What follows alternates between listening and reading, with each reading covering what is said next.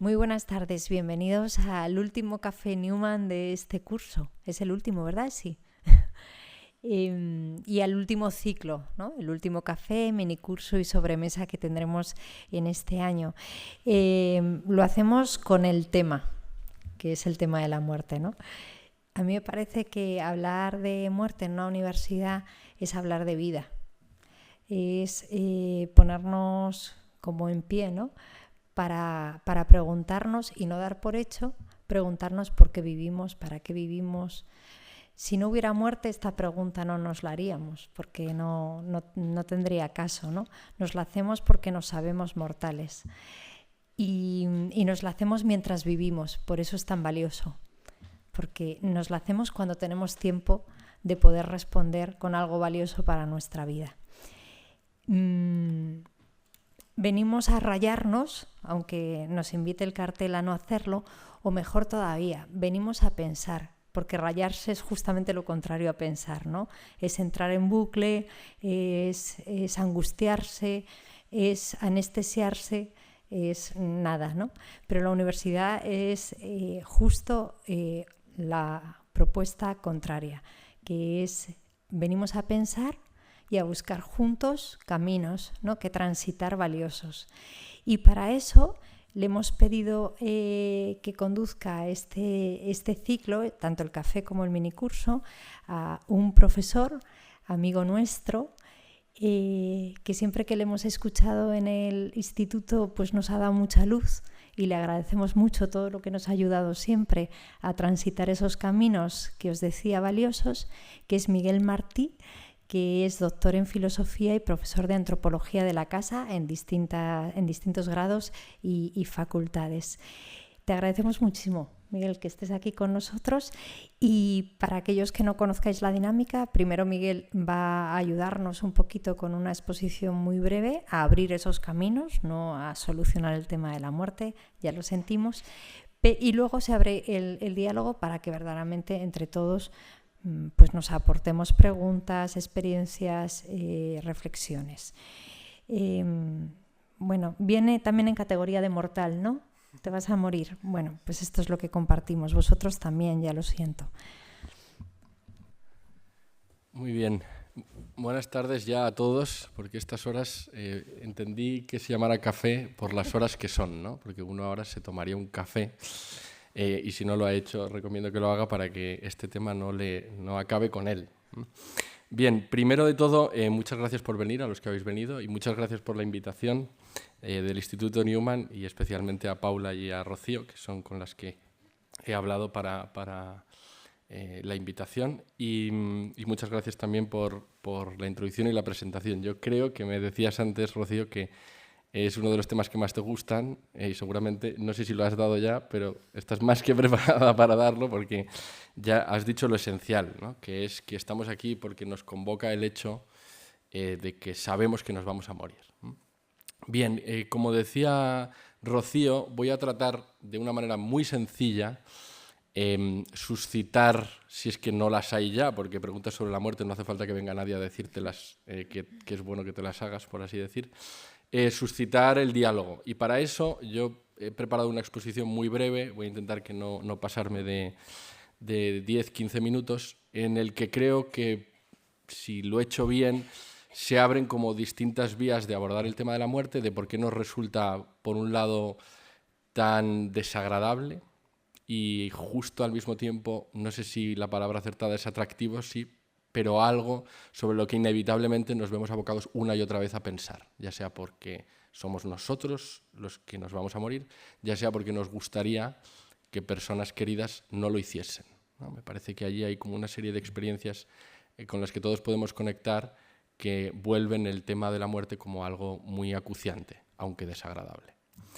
Me gustaría, para empezar, hacer referencia al cartel. Me parece que una de las cosas que mejor hacen en el Instituto John Henry Newman es los carteles, ¿no? Porque siempre tienen como esta idea de que se vuelvan apelativos, ¿no? Que alguien se sienta llamado al ver y al leer a pensar sobre el asunto en concreto del que se trata. Y en este caso, ¿no?, me parece que hay algo muy interesante en la imagen que nos presentan, ¿sí? Y es que, si os fijáis, es una imagen con la que en cierto sentido todos estamos familiarizados, pero que nadie encuentra mucho placer en ver, ¿no? Y es la imagen de un cementerio. Hay algunos días que nos acordamos de que existen los cementerios, ¿sí? Sobre todo, ¿qué día? El día de difuntos, ¿no? En el que uno, pues, algunos al menos, no necesariamente porque crean en nada, pero se sienten en la obligación o piensan que ir es como un acto de recordar a aquellos que ya no están con nosotros. Pero hay algo que quizá en esta imagen no se percibe directamente, pero que todos tenemos, por así decir, en la memoria, que es que los cementerios están fuera de los pueblos y fuera de las ciudades, o al menos lo estuvieron, y ahora pues hacemos todo lo posible porque no se vea, ¿no?, lo que hay dentro. Y me parecía muy interesante eso, porque si lo pensáis, la razón de que están fuera, ¿no?, es porque no queremos recordar lo que de hecho no podemos no recordar cuando los vemos, que es que otros como nosotros ya no están y que posiblemente yo también acabaré donde ellos están. Y eso a nadie le gusta que se lo recuerden, ¿no? Es algo que es muy desagradable. Pensaba, a raíz tanto de lo de los cementerios como del día que es hoy en la celebración litúrgica cristiana, que es el día del miércoles de ceniza, ¿no? Y curiosamente, ha tenido que coincidir que fuese hoy, ¿no?, se nos recuerda a aquellos que creen y asisten a la ceremonia una frase lapidaria donde las haya, que es: en polvo eres y al polvo volverás. Me parece que esa idea nos sitúa tanto, como hemos visto antes, lo desagradable que es la muerte, como el hecho de su inevitabilidad, nos sitúa en el plano preciso para poder hablar de la muerte. Y es que nos habla de nosotros como seres que se van a morir, y en ese sentido compartimos el destino con otros muchos seres además de nosotros, ¿sí?, unos a los que incluso le puede tener uno mucho cariño, como puede ser su mascota, pero, y me parece que eso es lo interesante, y de ahí viene el desagrado que experimentamos cuando nos hablan de la muerte, y al mismo tiempo la necesidad y lo acuciante de pensar acerca de ello, que somos los únicos de todos esos seres que, además de que vayamos a morir, lo sabemos con antelación. Yo a veces a mis alumnos, que veo aquí algunos que he tenido como alumnos en fisioterapia, les trato de hablar de, o les hago la pregunta, ¿no?, de ¿y para qué eso?, ¿no? ¿No es como una tortura el saber con antelación que te vas a morir, ¿no? ¿Qué puede aportar a la vida? Yo pensaba, fijaros, que los seres humanos seamos no solo seres que se van a morir, sino que lo saben con antelación, es lo que nos hace propiamente ser lo que somos, que es mortales. La palabra mortal aquí no significa solo que te vas a morir, sino que lo sabes. Los griegos, los antiguos griegos, que de estas cosas sabían mucho, decían que ser humano es lo mismo que ser mortal. No porque sea lo que nos califica o simplemente por lo que nos califica propiamente, y luego haya otras características, sino que para entender al ser humano donde hay que fijarse es en eso precisamente. Y todo lo demás es por añadidura, ¿no? ¿Qué nos dice acerca de nosotros mismos? No solo que vayamos a morir, sino que lo sepamos con antelación. Pues fijaros, vuelve la vida, aunque esto pueda sonar un poco paradójico, interesante, porque disponemos de un tiempo limitado. La muerte y el saber que vamos a morir nos hace que no vivamos bajo la ilusión de que vamos a vivir siempre. ¿Quiénes son los que viven bajo la ilusión de que van a vivir siempre? Los niños. Los niños no saben que se van a morir. De hecho, ¿quién de vosotros, a lo mejor soy yo que soy muy raro, ¿no?, pero quién de vosotros, cuando es niño, si le hablan de eso, dice: no, hombre, eso a mí no me va a pasar. Eso le pasa a otra gente, pero a mí no. Cuando hablo de esto en clase, a veces saco el ejemplo de Peter Pan. Si habéis pensado alguna vez en Peter Pan, ¿qué es lo que no quiere? No quiere crecer. Pero no quiere crecer simplemente porque le van a salir arrugas. No quiere crecer porque crecer significa ¿qué? Tomar conciencia de ¿qué? de que eres mortal. ¿Cómo vemos eso en Peter Pan? Peter Pan, ¿a quién no quiere parecerse? ¿Quién es el enemigo de Peter Pan? Garfio. ¿Sí? ¿Recordáis Garfio? ¿Y Garfio qué le falta? Una mano.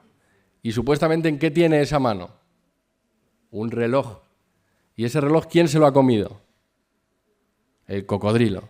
¿Y qué le pasa a Garfio cada vez que viene el cocodrilo? ¿Que se acuerda de qué? ¿De que viene el cocodrilo? No. ¿Cocodrilo qué es? Que se va a morir.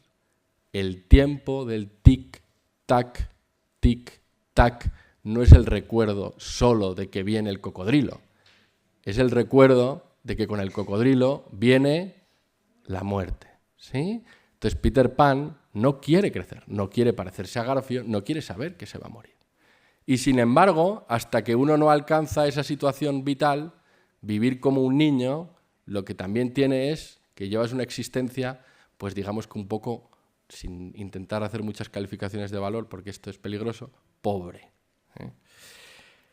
Otra manera de entender qué nos dice esto de que sepamos que nos vamos a morir, además de que de hecho vaya a pasar, es que nos dice que no tenemos control sobre todas las cosas que pasan en nuestra vida.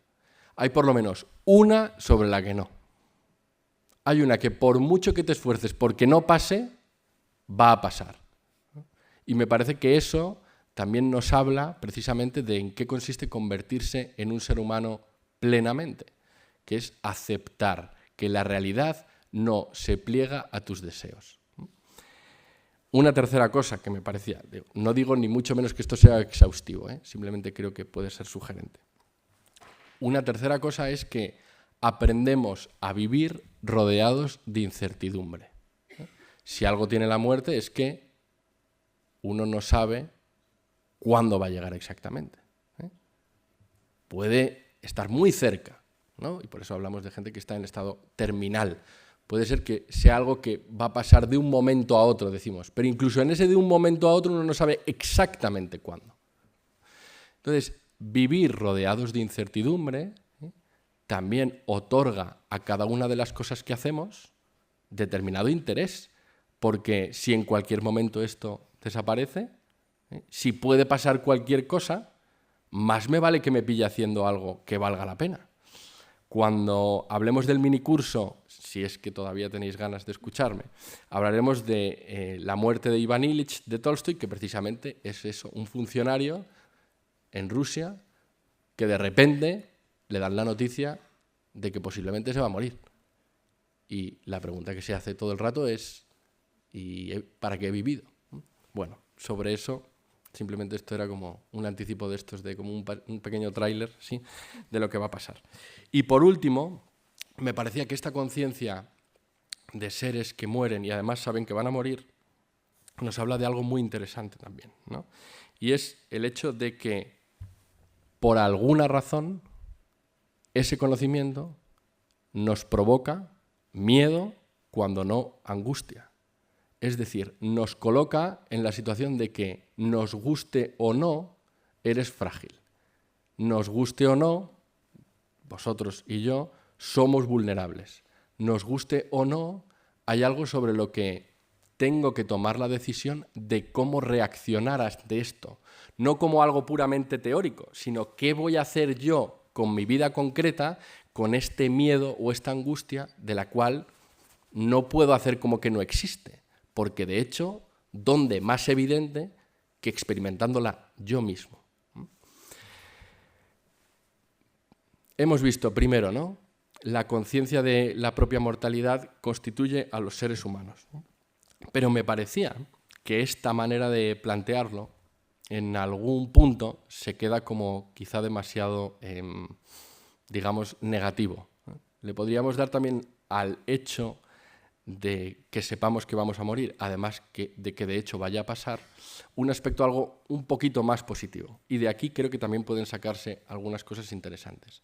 Y me parecía, curiosamente, esto creo que también os va a parecer paradójico, y si queréis después de eso justo podemos hablar, es que el saber que nos vamos a morir es lo que propiamente nos hace libres. Y ahora explico. Esto supongo que será un poco provocador, a lo mejor no, y uno dice, hombre, claro, esto es evidente, pero la idea va un poco por ahí. ¿Qué puede significar esto? Fijaros, pensaba, del que sepamos que vamos a morir, y puede pasar en cualquier momento, se sigue que nuestras elecciones, el hecho de que tengamos que decidir, y por lo tanto haya cosas que vamos a dejar de hacer, porque toda decisión, si hay alguien aquí de economía, esto es lo único que recuerdo de cuando estudié economía, toda decisión tiene un coste de oportunidad, ¿sí? Hay cosas que dejas. Me acuerdo que el ejemplo era, si te quieres dedicar a vender bicicletas, no puedes vender coches, ¿sí? Toda decisión tiene un coste de oportunidad y por lo tanto que nuestras decisiones tienen valor. Hay que enfocarlas en alguna dirección. No es a tuntún a ver qué pasa, porque de hecho va a llegar un momento en el que te vas a quedar sin tiempo. Y vas a decir, ¿y todo esto para qué? Primera idea de por qué creo que el tener ese conocimiento nos permite ejercer la libertad. Segundo, nos permite crear vínculos que valgan la pena. Es decir, nos permite valorar al otro, porque lo mismo que me va a pasar a mí, ¿a quién le va a pasar? Al otro. Entonces, tengo que aprovechar cada minuto que tenga con él o con ella, o etcétera. Porque de que yo pase más tiempo y ejerza un vínculo que realmente sea duradero y profundo, depende el que aproveche el tiempo de existencia que tengo yo y él precisamente para disfrutar el uno del otro. ¿Me estoy explicando más o menos? Me quedan 2 y ya vamos terminando, que ya llevo 13 minutos. ¿Sí? Nos habla también de que existe, al menos como una posibilidad en nosotros, el deseo de no querer que esto pase. ¿Esto qué es? Morir. Es decir, nos da también, al menos abre la puerta a cierta esperanza de que si sé que voy a morir, y no es como con los demás seres que también mueren, que yo me puedo hacer preguntas de antemano, puedo también tratar de buscar ante ese mal ¿qué? Algún tipo de solución, ¿sí? Entonces, de esto está llena la literatura. Hay formas un poco más menos inteligentes, quizá, de afrontarlo, que es, pues me voy y busco como la fuente de la eterna juventud, ¿no? O cosas así. O como si hay fans aquí de Harry Potter, ¿no? Pues hago horrocruxes de estos, ¿no? Y entonces así, pues pongo mi alma en trocitos por ahí y así, pues aunque destruyan uno, siempre hay una parte de mí que queda, yo qué sé, ¿sí? O uno lo que puede decir es, vamos al fondo del asunto. ¿Hay modo de librarse de esta carga? ¿Hay modo de librarse de que eso no me pase a mí? El saberlo de antemano precisamente me libera ¿para qué? Para poder hacerme la pregunta. ¿Me estoy explicando más o menos? Vamos al último y ya concluyo. Y me parece que precisamente ese preguntarse y ese estar ahí como diciendo ¿y si, casi uno dice, ¿y si todos están equivocados? ¿No? ¿Y si que hay algo más después? ¿No? También por cuestiones de clases y también porque me parece un texto fundamental para entender muchas cosas, he tenido que leer recientemente un pasaje de los Hechos de los Apóstoles, ¿sí? Perdonad que haga referencias cristianas, si hay alguien aquí no lo hago porque tenga que creer lo mismo que yo, sino porque me parece que de distintas culturas y tradiciones religiosas también puede aprenderse. Y en ese pasaje exacto, una de las personas más importantes para la historia del cristianismo, que es Saulo de Tarso, en este caso ya Pablo, ¿no? Está en Atenas, que es la ciudad de la cultura. Es como, si uno quería saber algo, ve a Atenas, ¿no? Está en Atenas y se dispone a hablar con los atenienses y con los que están allí, todo tipo de curiosos, hay filósofos también, estoicos y epicúreos, se nos dice en el texto, y está allí para decir que la religión cristiana es la verdadera y se va a apoyar en un hecho fundamental, y es que su fundador murió. Y entonces todos dicen, bueno, pues para esto te has venido desde tan lejos. Y entonces dice que sí, murió, pero ha resucitado. Y entonces le dicen, ja, ja, ja, ya te escucharemos en otra ocasión. Un poco antes le han llamado charlatán, ¿no? Y en otra ocasión, en otro texto, en este caso ya San Pablo escribiendo, dice, porque es que esta idea, ¿sí?, de que se pueda volver de la muerte, ¿sí?, es escándalo para los judíos y necedad para los gentiles, una estupidez para los griegos. De la muerte no se vuelve, la muerte es. Pues el que sepamos de antemano que nos va a ocurrir, aún así libera, no solo para preguntarnos sobre si a lo mejor hay alguna manera de escapar de aquí, ¿no?, sino que nos libera también para albergar al menos la esperanza de que quizá sea solo un umbral. ¿Sí? A mí me encanta la imagen del umbral, porque el umbral, para hablar de la muerte, sirve muy bien, porque normalmente el umbral, si sabéis algo de latín, umbral tiene que ver con ¿qué? Con umbra, que es sombra, ¿sí? Entonces, cuando uno pasa el umbral, en ese momento está a oscuras o con luz. A oscuras. Entonces, ¿qué no sabe? Lo que hay después. Está justo en el umbral. Entonces, siempre se puede albergar la esperanza, y no necesariamente porque uno crea en nada, sino por el hecho de poder hacerse la pregunta de que quizá la muerte sea solo umbral y que sea posible un más allá de la muerte. Última cosa y me callo. En el caso de que esa esperanza no sea vana, no sea como, bueno, esto es como el niño que no quiere crecer, sino que tenga algún sentido, ¿no?, tiene que ver con el hecho de que ante la muerte, y quiero concluir prácticamente con esto, ante la muerte no nos topamos solo con un problema. ¿Sí? Decía Gabriel Marcel que en la vida del hombre, además de problemas, hay misterios. ¿Sí? Ante la muerte no estamos solo ante un problema, que a ver cómo lo solucionamos, ¿no? Pues los telómeros, hay alguien aquí de medicina y tal, ¿no? A ver si alargamos los telómeros y no morimos nunca, ¿no? Sino que estamos ante un misterio. Los problemas tienen solución. Los misterios son cosas en las que uno vive, profundiza y trata de ver qué le dicen a uno. Y trata de aprender de eso. Bien, me gustaría acabar ya con esta pregunta, ¿no?, que yo, no porque sepa la respuesta, porque evidentemente yo no estoy aquí porque sepa la respuesta a estas cosas, porque me estaría ganando la vida de otra manera, ¿sí? Estaría como con los de los crecepelos, pues yo en este caso, en vez de crecepelos, me dedicaría a decir cómo hacer para escapar de la muerte, ¿sí? ¿Tiene sentido que el ser humano trate de averiguar si la muerte es simplemente el final y ya está, o hay algo más, o simplemente hay que conformarse con los que nos ha tocado y punto?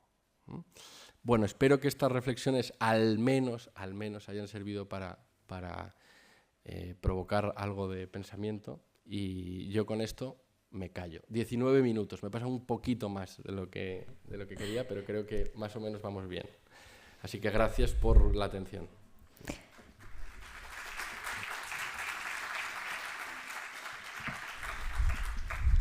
Y no solo no te has pasado, Miguel, sino que ha sido una pasada, porque yo pensaba en 20 minutos, qué lección magistral, ¿no? Y además cada punto que nos has dado con una articulación estupenda nos ha abierto a preguntarnos, o a mí por lo menos lo ha hecho. Así que muchísimas gracias. Y nada, se abre el diálogo. Yo creo que Miguel nos ha ayudado a ver muchos caminos que queramos transitar, ¿no? Aquí no vamos a poder todos, pero ha hecho muchas preguntas y muchas provocaciones que tenemos todos. Así que yo os animo a que podamos aprovechar el tiempo y juntos preguntarnos. Es vuestro momento. Yo contestando a tu pregunta, Miguel, creo que al final,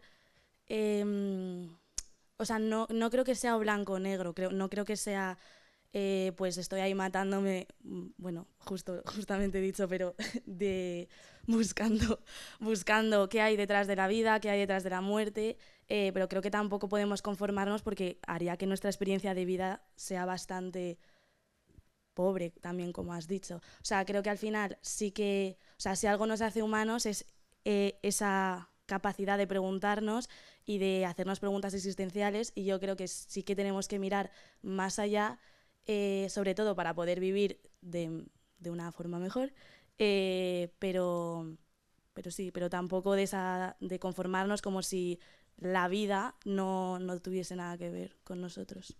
Y eso. Muy bien, Ana. O sea, digo, esto tiene un poco formato como que yo tengo que responder. Podríais hacerlo cualquiera también porque me parece que la idea va por allí, de que todos participemos, ¿no? Me parece muy interesante lo que dices, ¿sí? O sea, de hecho, no sé si lo habéis pensado alguna vez, a mí me hace pensar de vez en cuando, y es que no en todas las etapas de la vida la muerte nos parece igual de importante, ¿no? Ya lo hemos visto con el caso de la infancia. O sea, uno en la infancia pues posiblemente puede verla del modo trágico en el que a lo mejor alguien muy querido y cercano fallece. Pero fijaros, en ese caso no se comprende realmente qué es lo que ha pasado. Normalmente, ¿qué es lo que se comprende? Que yo antes estaba muy bien y ahora estoy muy mal. ¿Me seguís un poco con esto? No estoy diciendo como que eso nos pasa a todos si es que nos hubiese pasado siendo niños. Es que antes estaba esa figura en la que yo podía confiar, que me daba seguridad, y ahora ya no está. Y en cambio hay otras etapas de la vida en el que puede ser sobre todo cuando uno se acerca a la vejez, habitualmente, ¿no? Cuando uno ya ve que me gusta mucho esa imagen, ¿no? Ve que lo que hay detrás es mucho más largo de lo que posiblemente vaya a hacer por delante, ¿no? Me decía un amigo hace poco, decía, cuidado con haber cumplido 35, ¿sí? Me decía, porque estás más cerca, ya al haberlos cumplido, de los 50 que de los 20. Entonces uno dice, esto es verdad, estamos igual, ¿no? Pero ya no, o sea, ya no puedes como echar marcha atrás, ya te vas acercando a los 50, ¿no? Entonces esto es parecido, ¿no? Sí, claro, hay veces en las que incluso también está todo el matiz de que no te rayes, ¿no? Y ese no te rayes tiene mucho sentido, porque uno que tiene 20 años, como te pongas a hablar de la muerte, te dice, no seas pesado, ¿no? Me queda mucho, ¿sí?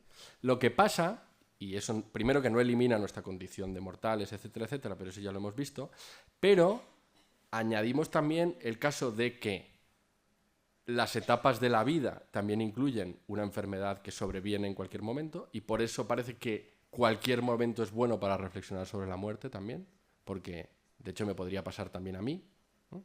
Yo recuerdo una película de estas romanticonas, pero bueno, cuando eres adolescente, pues las romanticonas también las ves, ¿no? Ahora a lo mejor te tienes que hacer el duro y tal para no... Y era que se llamaba Un paseo para recordar, ¿no? ¿Habéis visto Un paseo para recordar? ¿No? Pues esta es de... Luego la actriz se hizo muy famosa, es cantante y ha hecho una serie muy, muy, muy, muy buena y muy recomendable que se llama This Is Us, ¿eh?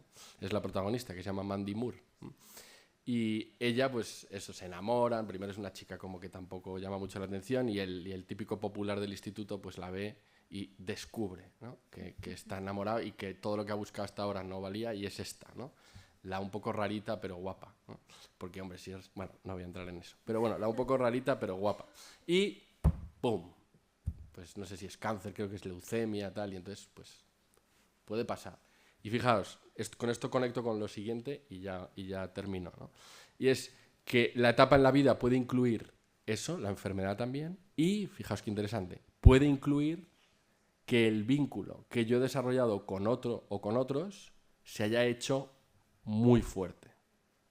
Y entonces, que le pueda pasar a ese otro, eso sí que me da miedo.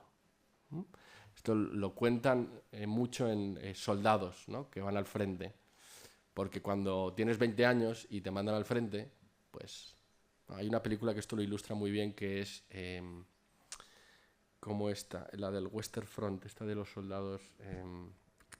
no me voy a acordar ahora, pero es una que del año pasado, sí, que es un remake. Sin nuevas del frente o algo así se llama.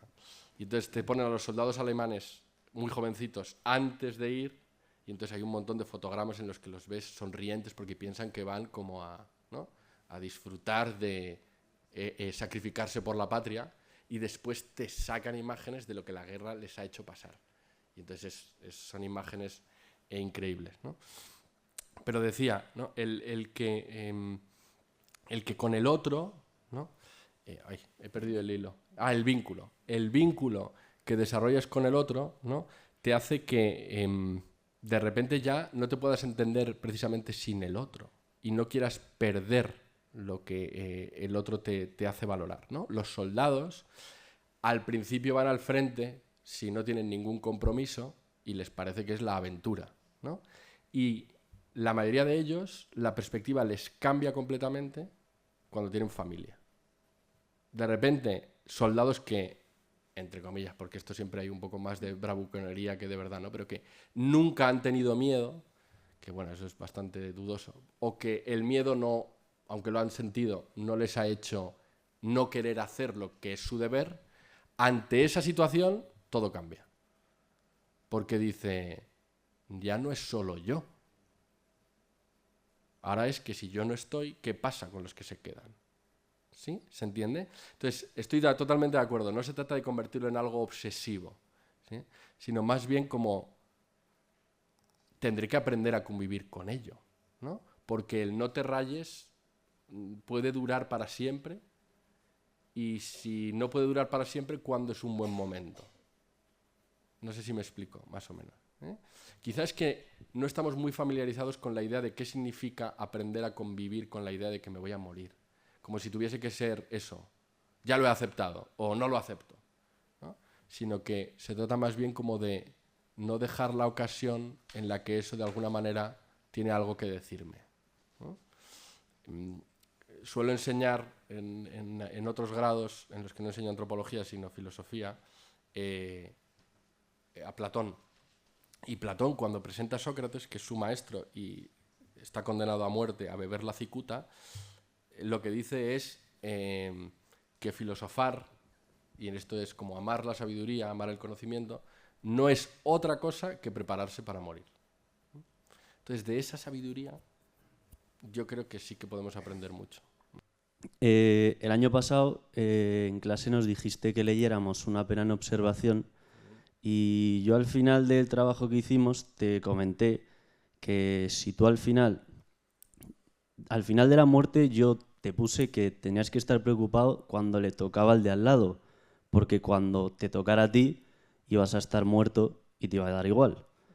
Entonces, tú me comentaste que sí, que en la teoría eso está muy bien, pero que cuando te llega el momento, básicamente me dijiste pues que se te ponen de corbata, básicamente. O sea, realmente te entra el verdadero miedo, las dudas y todo eso. Entonces, después de un año, he estado pensándolo, me recomendaste leer La muerte de Iván Illich, me he leído, le estoy dando muchas vueltas y tal. Y la verdad que pues tampoco he conseguido sacar muchas respuestas, pero por lo menos me lo he cuestionado. Y claro, he estado viendo y al final, ¿qué respuestas o qué apoyos o qué pilares puedes tener ahí? Algunas personas dicen Dios, ¿qué respuestas te puede dar? Pero realmente, tú cuando estás, pues eso, a lo mejor muriéndote, sigues tampoco sin tener certeza de que vaya a haber un Dios detrás o haya algo más. O sea, que ese terror, ese miedo va a seguir estando ahí. O sea, me parece algo que es imposible de controlar. O sea, no sé, no sé, o sea, quería preguntarte, o sea, también eso, tú dices que no tienes respuestas, no las tienes, ¿no? Pero eso, ¿qué herramientas? O sea, ¿Dios solo sirve a lo mejor para eso? ¿O cómo lo ves tú? No sé. Para acabar de recomendarte cosas, ¿sí? Y ahora ya voy a la pregunta que me ha parecido tan sugerente, brutal, he apuntado, ¿sí? Te recomiendo que veas Ikiru, que es la película en la que está basada, la película que se basa en la novela de Tolstoy, de La muerte de Iván Illich. Es una película de Akira Kurosawa, ¿no? Y un poco antigua, pero creo que aporta unos matices, sobre todo visuales, que hace que la reflexión como que quizá la convierte en menos abstracta, y a lo mejor allí hay elementos sobre todo en el personaje central y en las cosas que tiene que ver y experimentar cuando le dan la noticia, que pueden también ayudarte como en tu reflexión. Creo que tocas un punto como bastante sensible, ¿no? Porque el problema existencial, que es la muerte, no tiene que ver con entenderla, ¿no? Creo que en eso casi todos estaríamos de acuerdo, ¿no? Está en que exista. y en que me afecte, que exista a mí como individuo concreto, no a la humanidad, que de hecho sí, también se puede definir por eso, pero que me afecte a mí individualmente en concreto y a los que me rodean también como individuos, con los que yo además pueda estar vinculado o no. Entonces tú has usado una palabra que me parece central, que es la palabra certeza, ¿no? Es como si para que se acabase la angustia que sobreviene, incluso aunque yo no haya pensado en toda mi vida en ella, en el momento preciso en el que veo que no hay salida, esa angustia que me pueda sobrevenir, ese miedo con el que tengo que convivir, ese no saber qué va a pasar, ¿no? El modo de combatirlo, entre comillas, sería la certeza, ¿no?, de que hay otra cosa. Claro. Este es sensible porque ¿es o no es eso reclamar para nosotros un saber que no está a nuestro alcance? Parece que sí, ¿no? ¿Sabes? Citaba antes a Sócrates y hablando de Platón, ¿no?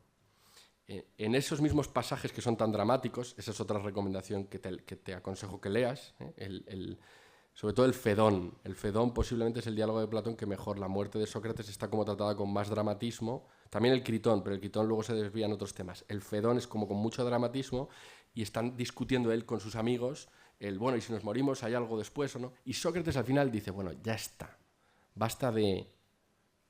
Dice, ¿cabe o no cabe que a lo mejor haya otra cosa? Cabe. Y de hecho, ¿no?, esa esperanza o ese querer que las cosas sean así no es un deseo vano, no es como, bueno, es porque me apetece que sea así. Es porque hay indicios, signos que me hablan de que es bastante probable. Bueno, voy a matizar, probable al menos, ¿no? Creo que de ese hilo es del que hay que tirar. Es decir, no del hilo de a ver cómo hago para estar totalmente seguro de que hay algo después, porque eso es querer ir más allá de lo que está en las manos del ser humano, sino ¿por qué aún así albergo la esperanza? ¿Qué es eso, ¿no? Entonces, me parece que tirar del hilo de por qué albergo esa esperanza es lo que abre la puerta a que otras formas de saber que no proceden de lo que los seres humanos averiguamos por nosotros mismos tienen relevancia. ¿Se entiende? Es decir, es entonces cuando a lo mejor es que no soy yo el que tengo que darme a mí mismo la solución o la certeza, sino que tiene que venir de fuera. ¿Sí?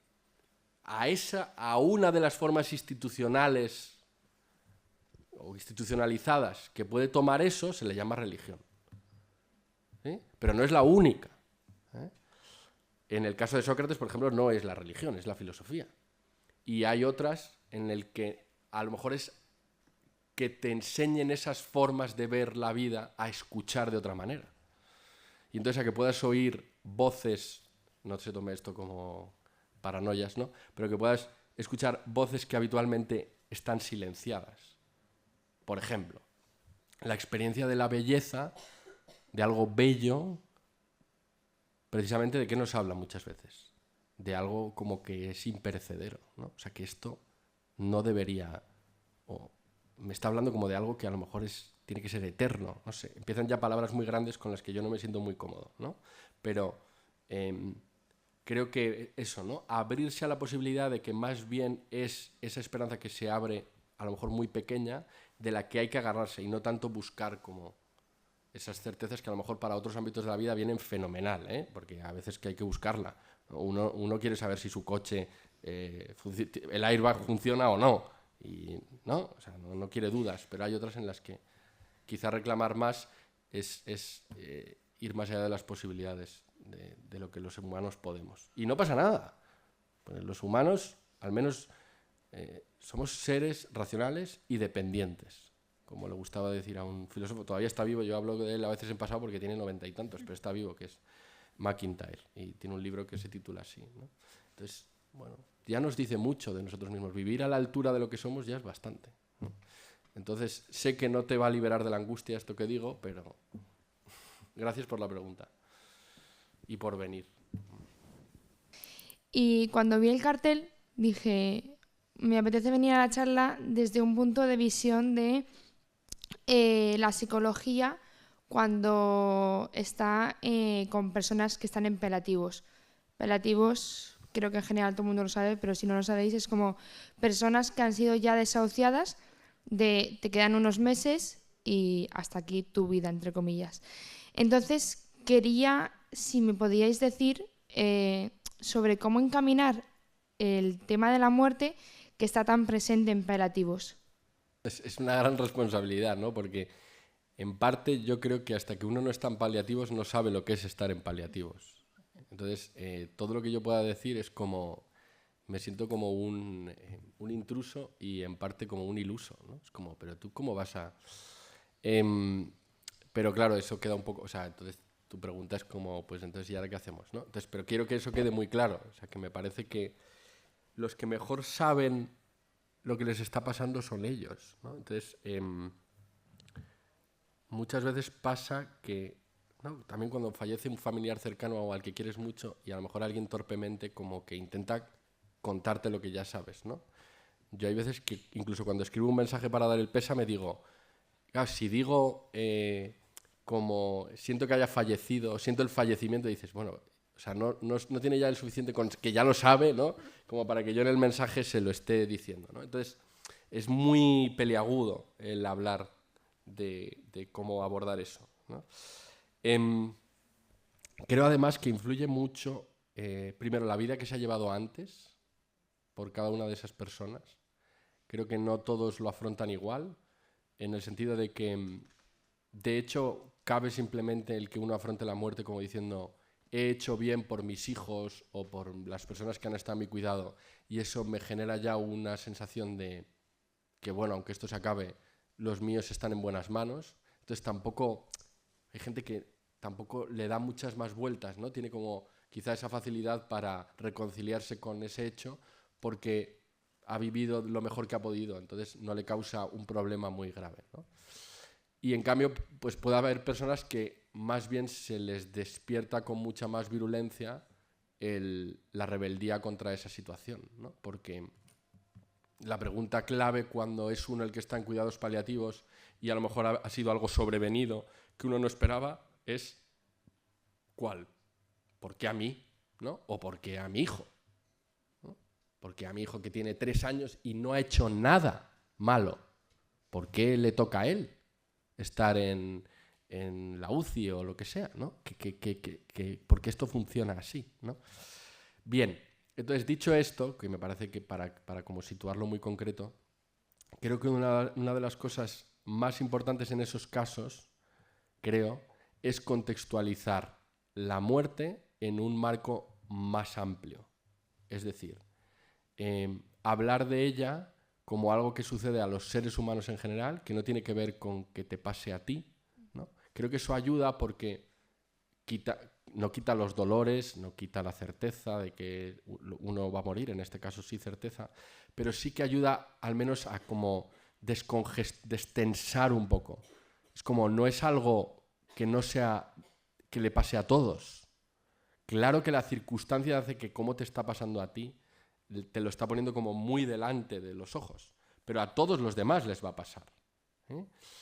Y quizá si es oportuno, y por eso digo que aquí hay mucha casuística, el que dentro de lo que cabe se vea, y esto es muy difícil de explicar y de comprender, incluso puede a veces ser falta de tacto, pero me atrevo a decirlo, verlo también en parte como una ocasión para otra cosa. Por ejemplo, todos seguramente habéis visto muchas pelis o de estas cosas, ¿eh? Ocasión para reconciliarse, por ejemplo. Es decir, ocasión para que lo malo que uno ha hecho, etcétera, sea el momento, ¿no? Y a veces tienen que llegar situaciones así para que uno crea que vale la pena el esfuerzo de pedir perdón. Porque si no, uno está como que siempre puedo retrasarlo, ¿no? Siempre puedo decir. O ocasión para decirle a otra persona algo que todavía no te has atrevido a decirle, ¿no? Hay una imagen muy fuerte, casi al final de la novela sobre la que será el minicurso, La muerte de Iván Ilich, que Ivan Illich por primera vez le pone la mano en la cabeza a su hijo para acariciarle, ¿no? Porque hasta entonces no lo ha hecho. Entonces, eso, diría quizá contextualizarlo en un marco más amplio que ayuda a destensar un poco quizá la situación y después, en la medida de lo posible, porque luego hay situaciones y situaciones, verlo como una ocasión para otra cosa, ¿no? Quizá eso puede ser una buena manera. Pero ya te digo que estoy un poco a ciegas en el caso concreto de los cuidados paliativos. Y siguiendo lo que acaba de decir Miguel, que creo que no está a ciegas, que ha dado cosas muy valiosas en esta respuesta, me acordaba yo, y siguiendo también su metodología de profesor universitario, que te da, ¿no?, referencias, veo que ya son asiduas a este alumno, me acordaba de 2 obras que a lo mejor pueden ayudarte, Alicia, y que además el autor te resultará conocido porque es Víctor Frank, ¿no?, al que estudiaréis. Tiene un tratado chiquitito que se llama Lo efímero de la existencia, y él justamente cuenta su trabajo con aquellos que ya están al final de la vida, que lo saben, y el trabajo que hace con ellos para en ese momento afrontar el final, pero afrontas el final porque ha habido un inicio y porque ha habido un camino. Si no, no es final de nada, ¿no? Entonces, cómo trabaja con todo ese recorrido de los pacientes, y es una belleza. Y luego hay otra obra, pero estaba buscando el título, de Julián Ríos, que es un jurista, y que su gran aportación y su gran obra que habla sobre la justicia restaurativa, pero también hay un capítulo, como él acompañó a muchísimos toxicómanos y a muchísima gente que habían desahuciado, cómo les acompaña hasta el final y cómo les habla justamente de esto, ¿no? O sea, de mirar con ternura episodios de su vida y cómo acudir al agradecimiento para poder afrontar el último paso al umbral, que no sabemos qué hay detrás. O sea, que hay mucho estudio muy bonito que te puede ayudar. Muchísimas gracias, Miguel, porque ha sido una hora de vida. Está muy bien, sí. Muchas gracias a todos, a Ana, Diego y Alicia, sobre todo por las preguntas. Así es, muchísimas gracias.